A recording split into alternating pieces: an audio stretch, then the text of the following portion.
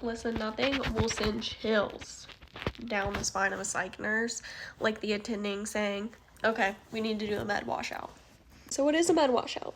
And why are we doing it? Sometimes we get patients that come in and they're very acutely ill, usually in a state of like psychosis or mania, and they are on like a million psych meds. They really need a medication adjustment, but they're on so many meds, it's hard to tell what's working and what's not. And honestly, at that point, it's polypharmacy, so it's like, are a lot of these symptoms coming from the fact that their medications are interacting poorly? That means in order to kind of figure out what's actually going to work, we have to take the patient off of all of their medications to hopefully get a regimen that is more effective and has less side effects. What follows is a really horrible set of few days. So your patient is already in an altered reality, so their communication may not be the best.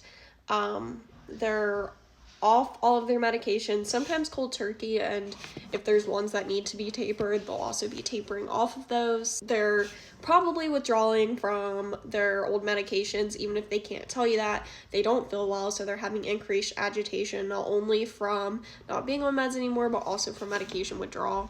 It's not fun for anybody involved, okay, patients and staff. But I will say that when it's all said and done and the patient can finally start trialing new medications, I do tend to see a really big difference in their symptom management. And by the way, I feel like this happens way more than it should, because when it comes to people with mental illness, providers tend to just keep tacking on medication versus taking them off of something that's not working. It's more so, well, we're just gonna add new meds on.